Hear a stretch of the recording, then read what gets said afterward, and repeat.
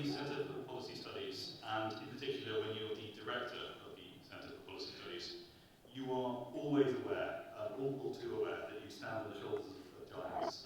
Every day as I walk up the stairs, I pass pictures of Keith Joseph and Margaret Thatcher. Every time I make myself a cup of tea, I see Thatcher's quote emblazoned on the wall that the Centre for Policy Studies was where our Conservative revolution began. And it began above all because of Sir Keith Joseph. Lady Thatcher once said it was by implementing the policies worked out by Keith Joseph and the CPS that we gradually restored the confidence and reputation of our country. In the first of these memorial lectures, she paid tribute to his personal kindness, his open mind, and his absolute intellectual integrity. Keith, she said, was more than good. He was also great. For those of us who were not part of that Conservative revolution, it can be hard to appreciate the scale of their achievements. To us, it seems perfectly normal that the unions do not dominate the economy, that the state no longer has its own phone company, haulage company, airline, travel agent, that if you visit a foreign country, you can actually take enough money with you to buy a few meals. If you leave a company, you get to take control of your pension. Keith Joseph's thinking, Keith Joseph's speeches, and the alliances and friendships he established, not least with Margaret Thatcher, built so much of the country we know today. And we are still wrestling with many of the dragons he fought, and even some he thought he had slain. The size of the state and the tax burden has risen to historic highs. Inflation, as we will hear tonight, has returned with a vengeance. Britain's productivity and growth rates are still far below what they should be. We even found an agenda item in an early edition of the CPS's minutes. What can we do about the CBI? If anything. Next year, it will be 50 years since Joseph, Thatcher, Alfred Sherman and their allies established the CPS. And one of those key allies, of course, was Nigel Benson, and I'm really delighted that Nigel is here with us today.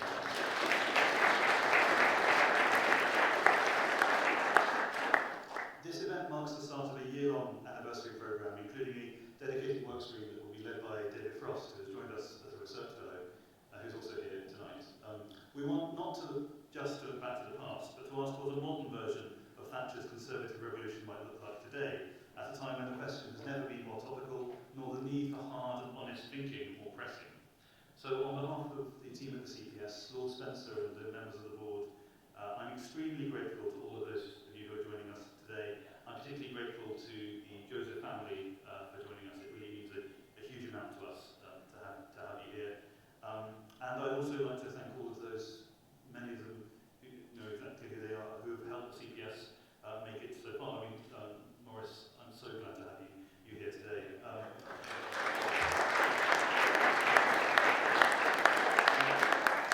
In the best capitalist spirit, I'm particularly grateful to those who choose to support CPS financially.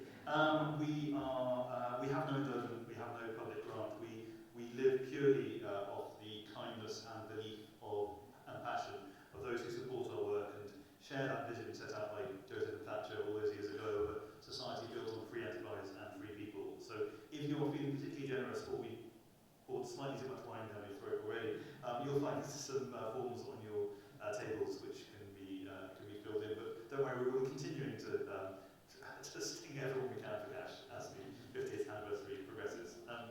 But we don't just depend on the kindness of our donors, we depend on the kindness of our friends. And one of those friends is Professor Niall Ferguson. I mean, it's the worst kind of cliche, so he needs no introduction. He is a senior fellow at the Hoover Institution in California and at Harvard University. He is a historian, commentator, economic analyst, a best-selling author, a TV presenter, the authorised biographer of television of Henry Kissinger, and more important than all of these, he is a board member at the Centre for Policy Studies.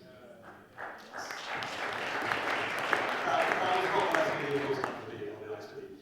So we couldn't think of a better way to pay tribute to Sir Keith Joseph than with a lecture from one of the most brilliant Conservative thinkers of our age. The format will be, Neil will deliver his lecture, then we'll have a Q&A, then afterwards anyone who wants can carry on the Brexit candidates. But it's my enormous pleasure to introduce Niall Ferguson on the perfectly appropriate topic of whether Britain is really going back into the 70s.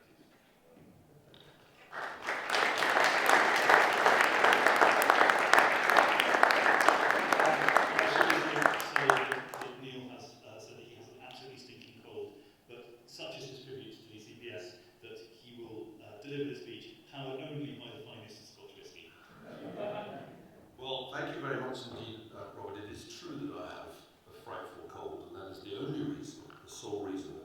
to sip whiskey during this talk. What I'm going to say tonight won't make me very popular. So I want to apologise at the outset to my friends in the current government. I saw quite a few of them at Hampton Court on Monday, and I listened with great interest as they made the case for investing in Britain to an audience of foreign billionaires. And they did a very good job. And I'm not here to disagree with anything that was said on Monday about Britain as a destination for international capital. It's just that I found myself looking at my shoes on more than one occasion and remembering how my feet felt 5 decades ago. The soaring price of school shoes gave me my start in economics. My first ever publication was a letter on that subject to the Glasgow Herald in 1974 when I was 10 years old. I had a somewhat idiosyncratic theory that boys' feet might be growing more rapidly than in previous eras. It was either that or monetarism. If you think back to that time, retail price inflation in the UK was in double digits. It ultimately exceeded 25% late the following year. Britain's experience wasn't the worst in the OECD. Portugal and Spain were worse, but it was pretty bad. Now, the roots of that inflation were partly monetary. If you look back, the annual broad money growth rate exceeded 20% in 1972 and 1973. The Bank of England hiked rates those years, but declared victory prematurely, warning to today's central banks, and rates were actually cut in 74, 75, 76, and 77. The roots of inflation were also fiscal, with a succession of government deficits in excess of 4% of GDP. Growth in Britain was slower than in peer countries. It averaged below 2%, which was quite a bit worse than most of the big European economies in the 70s. For investors, the 1970s were the worst decade since the 1910s in the UK, with negative real returns on both equities and bonds. Real returns on stocks were especially terrible. If you adjusted for inflation, the Financial Times All-Share Index between 1974 and 79 sat at less than half its 1972 peak. Oh, and there was a housing bubble and bust. So what made the 70s in Britain so much worse than in most developed economies? Well, I'm afraid part of the blame lay with a Conservative government. With Ted Heath at the helm, from 1970 to 74, there was excessive fiscal stimulus, which led to the short-lived Barber boom. Some of you may recall this. There was too loose monetary policy, competition and credit control by the Bank of England, the lifting of ceilings on bank advances, the breakup of the high street banking cartel, a new reserve asset ratio rule. There was a relaxation of controls on property development, the abolition of the Land Commission, which Labour had established in 1967 with the seemingly contradictory goals of supplying land for development and imposing a so-called betterment levy. The bust that followed this boom was actually a rather familiar kind of financial crisis, as a whole load of novel financial institutions, Scoop, London and County, Cedar Holdings, Triumph Investment, had to be rescued. The Bank of England had to buy 5 firms, including Slater Walker, and bail out the Crown agents. So the Labour government, elected in 74, led by Jim Callaghan after 1976, inherited a considerable mess. It's often forgotten that the first effort to impose monetary discipline was actually by Callaghan's Chancellor, Dennis Healey. But, as Keith Joseph pointed out, monetarism wasn't enough. All this explains why crisis, what crisis, was such a terrible headline for the Labour government in early 1979, though what Jim Callaghan actually said was, I don't think that other people in the world would share the view that there's mounting chaos. The reason those words rang hollow was that middle-class families all over the country were being hit painfully hard from all directions. And I remember exactly how hard this hit my parents, a doctor and a school teacher. I couldn't help but notice my mother's face when she saw the price of those new shoes. That was my introduction to inflation as a child. You can't realise how near we are to catastrophe. The historian A.J.P. Taylor wrote to his wife in July 1974, many serious judges think that all our banks may close their doors in a few months' time. Prices have doubled within the year and are going up faster than ever. My income does not go up. Indeed, it gradually goes down. Always a radical, never a conservative, Taylor was my hero when I discovered history as a discipline. It rather shocked me to discover later how much the 1970s had impoverished him. Kathy Burke shows the collapse of his real income. For Taylor and many, many like him, it was one of the great mass muggings by reality of the modern age. Now, Keith Joseph's 1976 lecture, Monetarism is Not Enough, was a paradigm-shifting response to this very real crisis. In part, the lecture was a clever and I think correct critique of Milton Friedman's dictum that inflation is always and everywhere monetary in origin. I have dealt with inflation so far as a monetary phenomenon, declared Joseph. It is other things besides.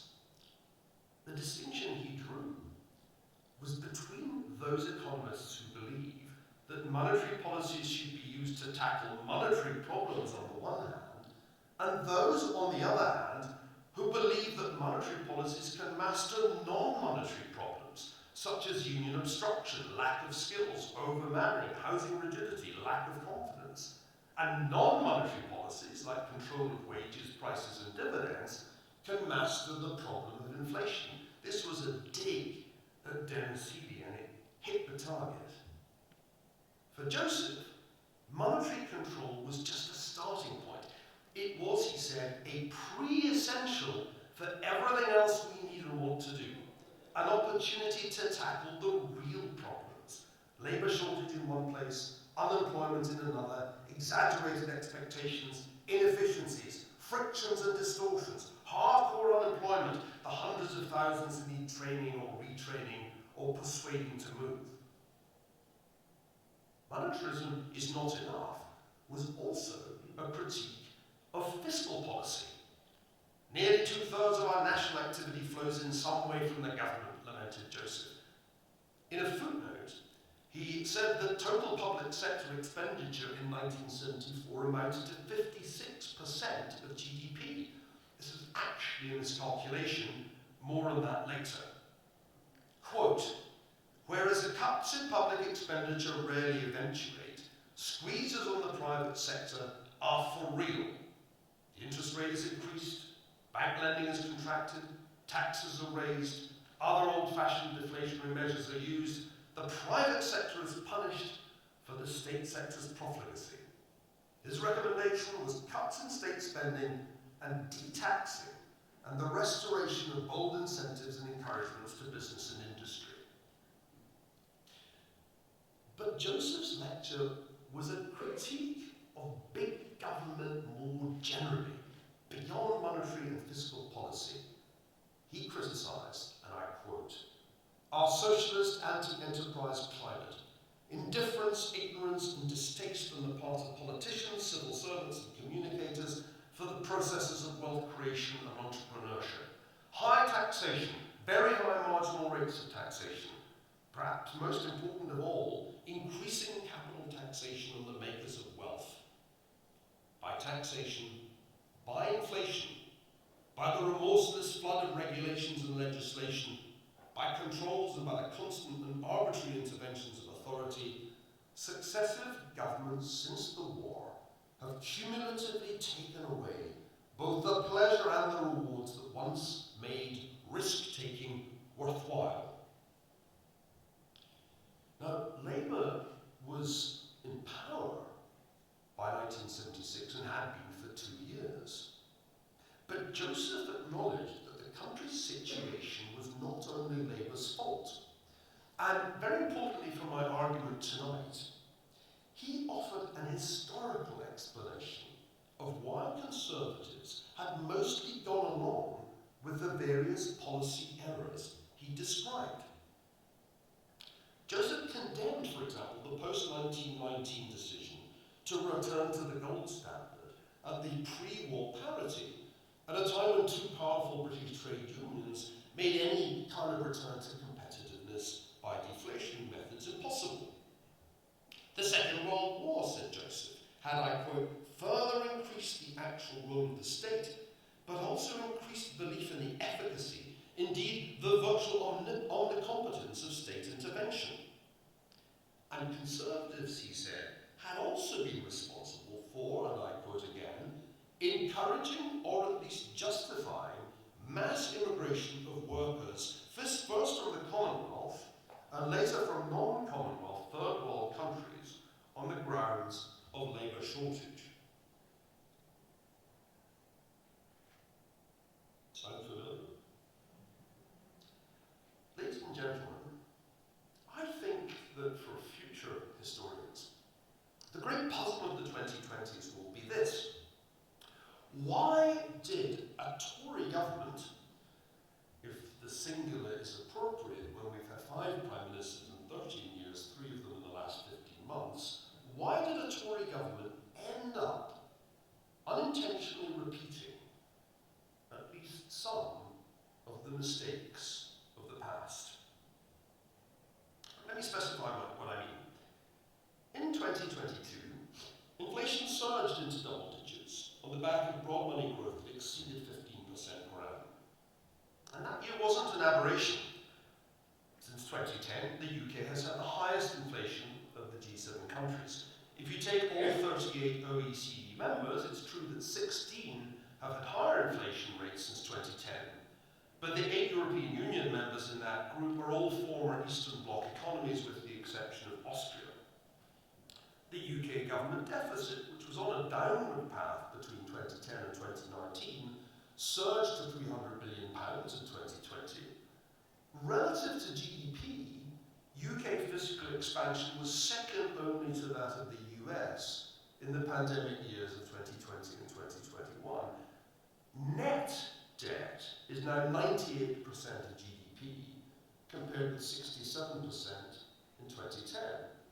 The best that can be said is that Japan and Italy are worse, and the US is overtaking us.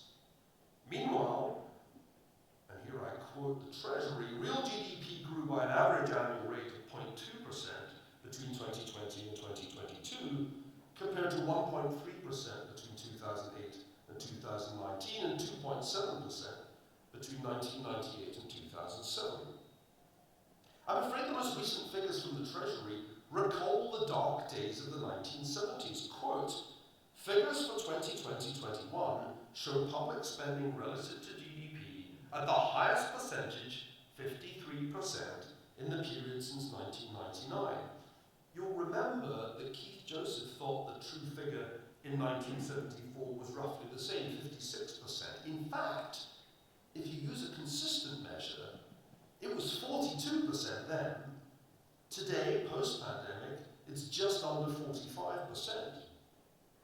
Guess what it was in 1990 at the end of the Thatcher era? That's right, 30%. Moreover, according to the Office for Budget Responsibility, net interest payments on the debt rose to 3.8% of GDP in 2022 to 23, the highest since 1981. Saying that the fiscal trajectory of the United States is even worse is not consoling, ladies and gentlemen. The US has the world's principal reserve and transaction currency. A smaller proportion of the US federal debt, much smaller, is index-linked. Indeed, at 25% of total debt, the UK has the highest index-linked debt burden of any G7 member, twice the Italian share. And the shortening in the effective maturity of the consolidated liabilities of the UK public sector since the financial crisis from 7 to just 2 years has greatly increased the UK's vulnerability to higher interest rates. Oh, and the UK also has the largest current account deficit in the G7. And a growing share of UK government debt is therefore in the hands of foreign private investors, up from 13% in 2004 to 25%. Within the G7, only France's share is higher. And private sector buyers are going to need to absorb an average of 6.5% of GDP in new issuance in the coming years, between 2023 and 2028. That's more than twice the average before in the period since the financial crisis. The nasty fiscal arithmetic, to borrow a phrase from the US economist Bob Barrow, when your real borrowing rate exceeds your real growth rate, is not to be lightly dismissed. Actually, the 1970s had a smaller fiscal problem than the one I've just described. But the problems of the 2020s may yet pale into insignificance alongside those of the 2070s, if the OBR's recent horrific projections are to be believed. Meanwhile, taxes as a share of GDP are at a higher level than in the 70s. Indeed, they are on track to match their peak in 1948. Immigration has surged, so that foreign-born workers are now 19.4% of all workers. Real household disposable income per person has contracted in 5 of the last 12 years, and the UK now relies on imports for between 30 and 40% of its total energy supply, a level last seen in, you guessed it, the early 1970s. Let me put it bluntly. To a greater extent than is true of peer countries, Britain seems to me to be in danger of repeating the 1970s, rather like one of those meticulously produced period dramas at which the BBC used to excel. This is really very striking to a man of my generation who's lived and worked for most of the past 20 years in the United States. Not only has inflation made a comeback, not only are our public finances in a deeply concerning state, there are also larger shares of the working age population out of employment than should be the case. Without being so funny, elements of the far left on certain university campuses recall Robert Lindsay's character Wolfie Smith. Remember Wolfie, Up the Workers? And immigration is on its way back to being a wedge political issue again. Strikes are a feature of British life. Even public attitudes have reverted to new versions of, oh well, mustn't grumble, and typical, innit, when things don't work, or the car hits a pothole. Coming back to the UK has been a little like time travel, ladies and gentlemen. The only good thing about it is that I feel young again. And this is after 13 years of Conservative rule. What's it going to be like when Labour gets back in under the leadership of a man who advertises his admiration of Harold Wilson? These are uncomfortable realities, and it gives me no pleasure to spell them out. And their political implication is unpleasant too. I fear that Brexit, undoing what was done in 1972 and 73 when Britain joined the European Economic Communities, will increasingly be judged a failure by the public if its net result seems to be turning back the economic clock by 50 years. So we must ask ourselves,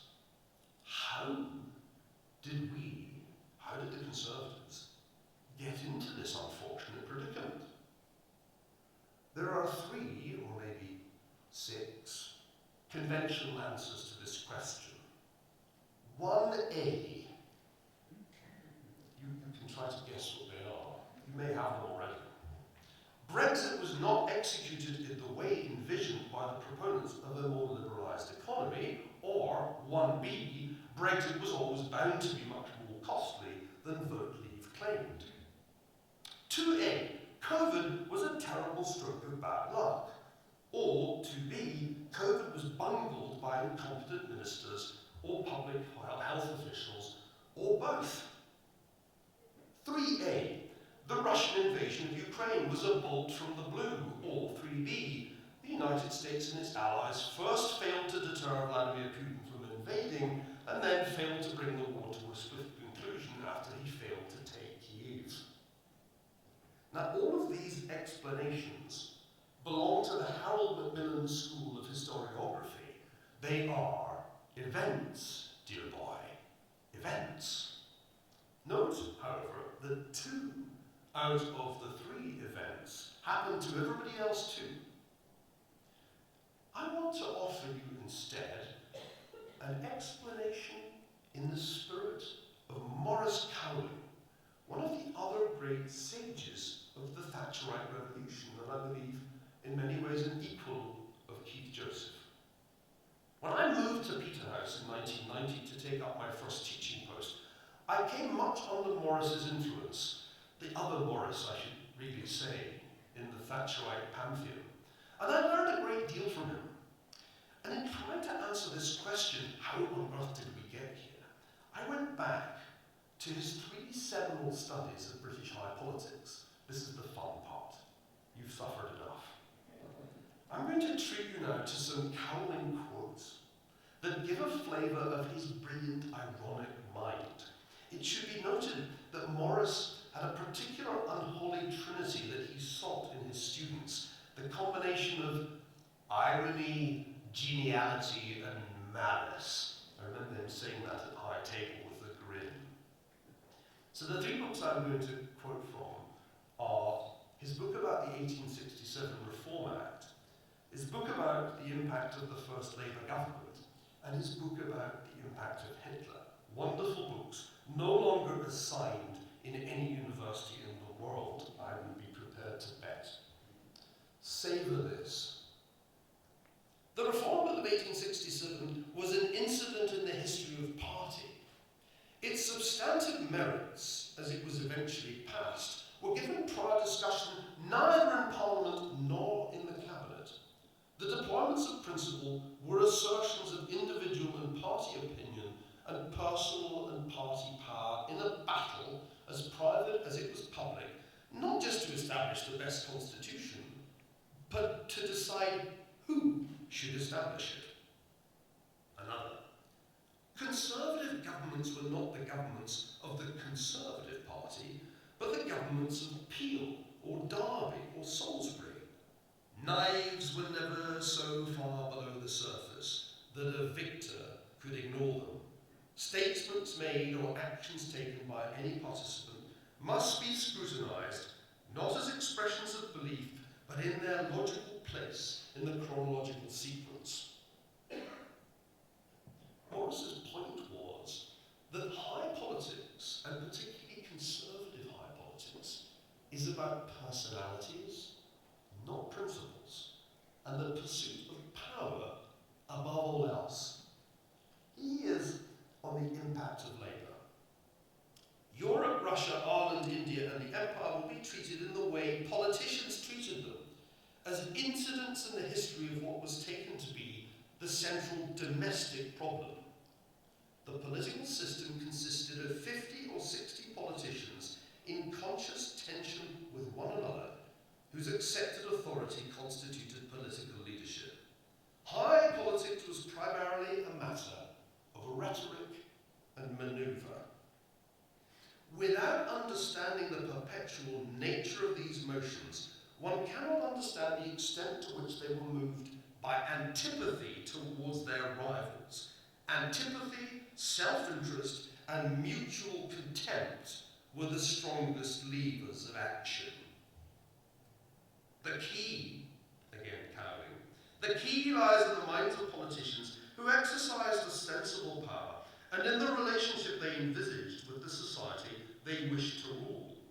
We posit the existence of a network of plebiscitary demagogues whose chief purpose was to jostle each other as they picked their way through the limitations imposed by all these forces to a position of creative sympathy with an unknown public. If you're not enjoying this, you're in the wrong room. Finally, from the impact of Hitler. This is my favourite. Principles are manifestations of personality more than interests or passions, and all three form the context of political consciousness. Foreign policy became central because politicians could fit it into the political battle which had begun in the 1920s. The domestic appeasement of the 20s was assumed in order to attack the international appeasement of the 30s. The result was an alliance between a caste conflict program in the Labour Party and an international conflict program in parts of the Liberal and Conservative parties. As a centre coalition, this is particularly insightful, and entirely at odds with the romanticism and romanticisation of Churchill. The government of May 1940 left it uncertain whether it was a lib-lab trap for Conservatives or a Conservative trap in which Attlee was the victim.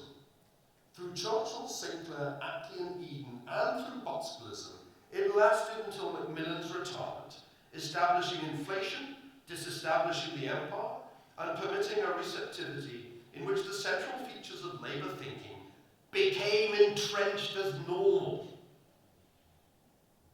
Now all of this, which of course connects to Keith Joseph's brilliant lecture almost perfectly, suggests a Cowling-esque answer to my question, and this is how I propose to conclude this talk. How did the Conservatives get into this dire economic predicament? Well, you may have read Simon Cooper's amusing book, Chums.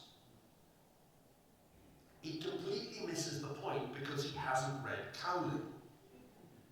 The Tory leadership elite largely focused on the complex game of high politics and ascending the greasy pole, taking it at turns to be Prime Minister, Eton, Winchester, forgot that inflation is always and everywhere a political phenomenon. Brexit was pursued primarily as an instrument of party political competition and only secondarily, if at all, as a solution to Britain's economic challenges. Indeed, it was presented to voters as a free lunch, which as a divorce, it was never likely to be, take it from me as a divorcee. The political elite then collectively decided that big government was needed in a public health emergency and might even be a vote winner after the pandemic, as it had been beforehand. Or perhaps you've forgotten the bold spending and levelling up pledges of the 2019 manifesto. In doing so, they set aside not only the principles of fiscal responsibility, but also, in the panicked embrace of blanket lockdowns, of limited government itself, a mistake that admittedly most, though not all, democracies made. They thus unwittingly repeated the mistakes of the post-war Tories in believing that the world had changed and that they too must move with the times. Now, ladies and gentlemen, it's possible that Britain will avoid a repeat of the 1970s. I kept wanting to believe what I heard at Hampton Court on Monday. But then the same foreign investors had presumably heard somewhat similar blandishments from members of the shadow cabinet in some less salubrious setting. Remember, one characteristic feature of the 1970s was that the parties took it in turns not to deal with the country's fundamental monetary, fiscal, and structural problems. That was why Mike Yarwood could flip effortlessly between being Harold Wilson and Ted Heath. If the polls are right, and if Labour does come to power next year, then we shall really have our work cut out for us. For, as Maurice Cowling long ago observed, Labour always has represented and always will represent a genuine ideological challenge to this country's established social and institutional order.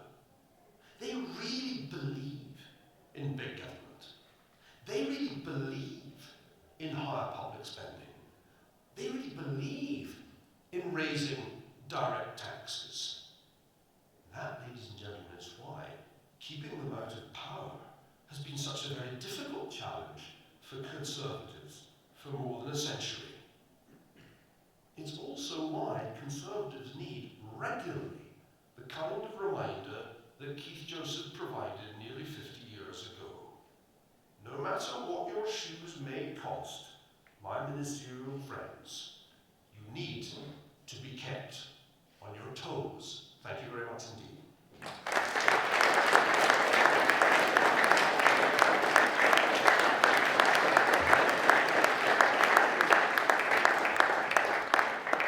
There was talk of questions. Yes, we have about 10 minutes, and I think we have microphones.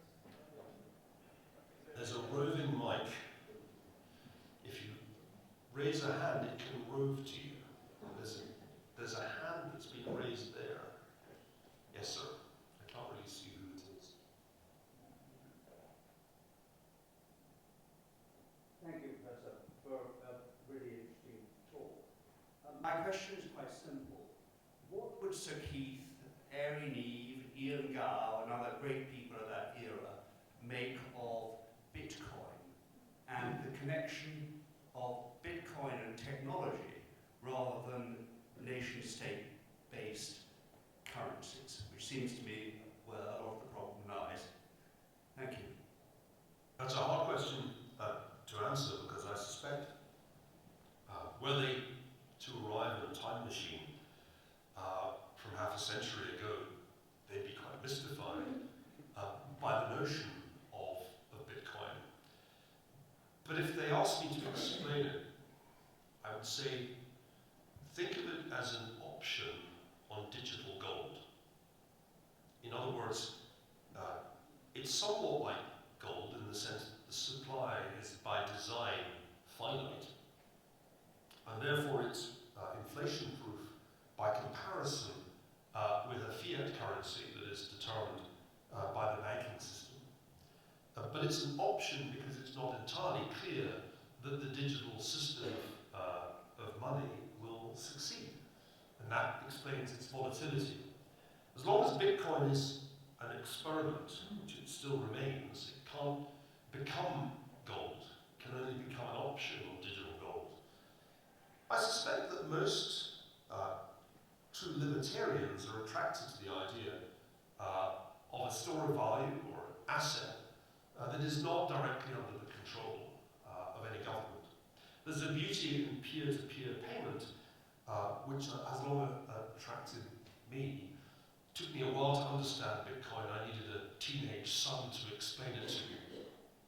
And I think that the argument at the end of the second edition of A Cent of Money is about right, that the range in price of Bitcoin is somewhere between 15,000 and 75,000, depending on the rate of adoption. It's roughly how things have played out since 2018. The Conservatives of earlier generations suspected that abandoning gold was a mistake, but they never really could work out whether they should have gone back onto gold after 1919 at a different rate.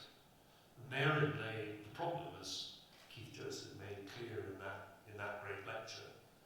We're still, therefore, stuck with the fiat money system, and always will be, because governments will insist that we pay our taxes in fiat, and that will allow them to police all forms of digital currency through the on and off ramps that we'll have to use to pay those taxes. Wonderfully unexpected question. There's another question rather near. I'm sorry, I didn't see. Your rather negative address didn't mention the problem of the huge dependency ratio, which affects all forms of taxation and really has a major effect on most financial decisions today. Yes, the reason that the financial outlook for 2070 is a lot worse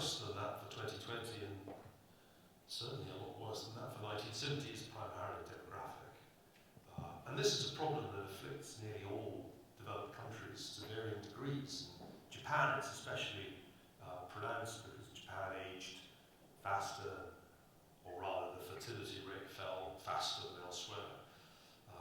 European countries have been trying to offset this problem through immigration, but it's not really a successful strategy because in the end you get the same problem of shrinking family size even with immigrant communities. So this is why the fiscal structure of the mid-20th century welfare state is unsustainable. And the key problem that all governments will have to confront, whether they call themselves Labour or Conservative or Republican or Democrat, is that these systems are no longer viable with the demographic structures of the mid-21st century. This is a huge political problem. In the United States, it can be deferred because the United States can issue dollars and run a deficit of 7% of GDP at full employment and a public debt ratio that can probably reach 200% of GDP. The UK doesn't have that option, although we act as if we might. And I sense that the politics of the next 20 years, and beyond my lifetime, will essentially be a generational battle. The fascinating thing, I tried to make this clear in the Reef lectures more than 10 years ago, is that the young don't understand their own self-interest. This is one of the paradoxes of modern politics. If the young understood their own self-interest, they would vote for radical reform of welfare. But they're entirely badly educated, so they're duped into supporting parties that in favour of increasing the provision of welfare to older generations. It's amazing. Hayek, if he could be invoked, would be amazed. In the Constitution of Liberty, Hayek thought that the young would gang up on the old at some point after the war and insist on dismantling the welfare states because they were so unfair to the young. The exact opposite has happened. The exact opposite has happened. The elderly have successfully corralled the young into student debt and insisted that they study degrees that leave them in almost total ignorance of the way the world works. It's an amazing world we live in. Is there time, Robert, for one more question, or am I outstaying my welcome? Well, I've got 2 whiskies here, so that could be some time. Be up to 20 minutes. Yes, please.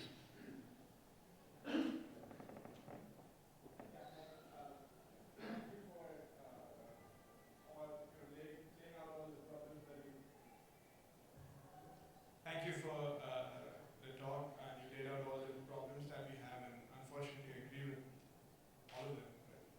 But the question is, if you had a clear runway for the next 5 years and you were advising the government and the government would listen to you, what would be the 3, 4, 5 things that you would say that they need to do straight away so that they could solve these problems? And secondly, would that still need a recession or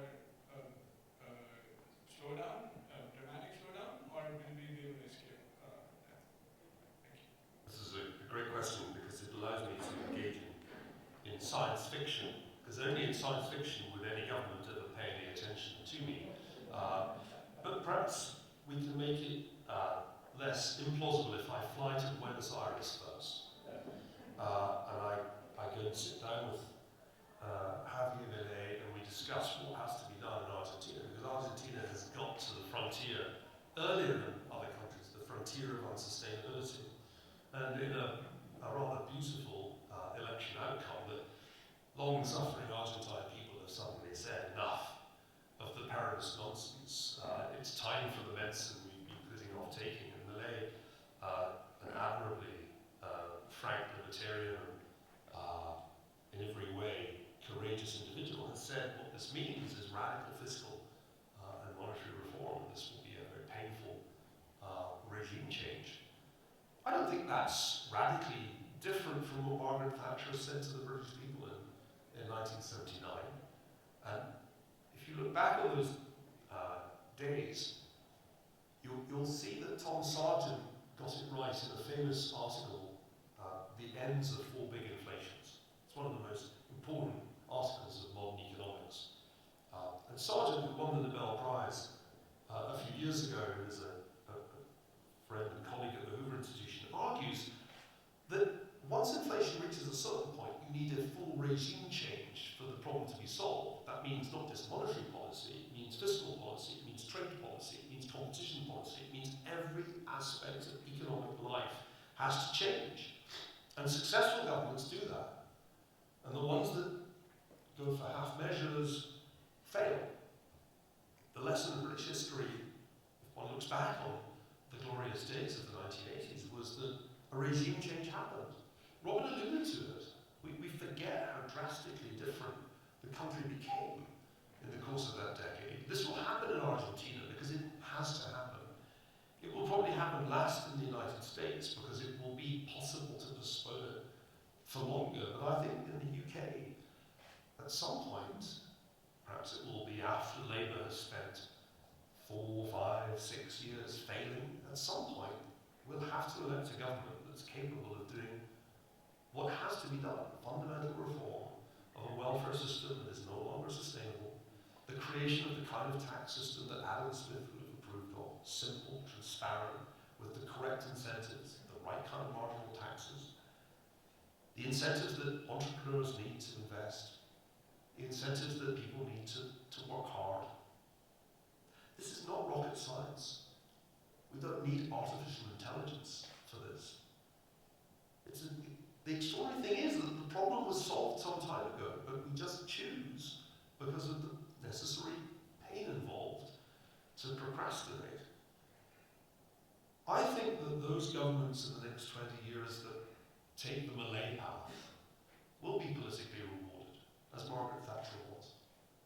And those that bungle and botch their way through with opinion polls and gimmicks they can float on television and radio will fail until eventually they can no longer fail any longer. So I actually think the great news is that this is straightforward.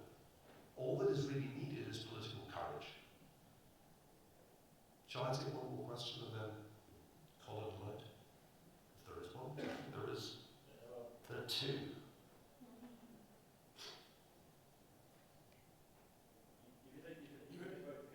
That's a good idea, Robert. Let's take both together and I'll give multiple choice type responses. Eric, you spoke at a conference in London a few years ago and you were asked a question about what is the benefits of Brexit. And your answer was that outside the EU, we would no longer be able to blame the EU for our problems. And I wondered, in the light of what's happened, what would your answer be today? And the second question. In 1974, the present rise of China would have been, or Southeast Asia generally, would have been absolutely unimaginable. How does the rise of China and other countries in the Southern Hemisphere affect government's ability to control the economy and finance a welfare system? Two excellent questions on which to conclude our evening's entertainment. I was a Remainer. That's why I'm not Lord Ferguson. And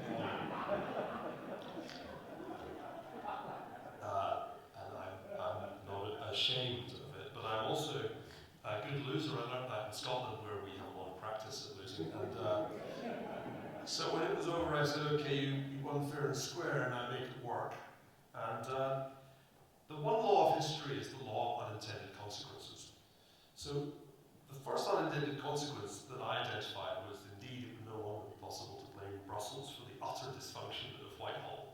COVID was really about that. If you follow closely the COVID inquiry, it just reveals how utterly broken our system of government is. And almost, I'd say about 80% of the things that people wanted to blame Brussels for really were products of British bureaucracy. So that's good. The second, but this only recently dawned on me, the second unintended consequence, and nobody saw this coming, was that Brexit completely changed the nature of immigration to the United Kingdom.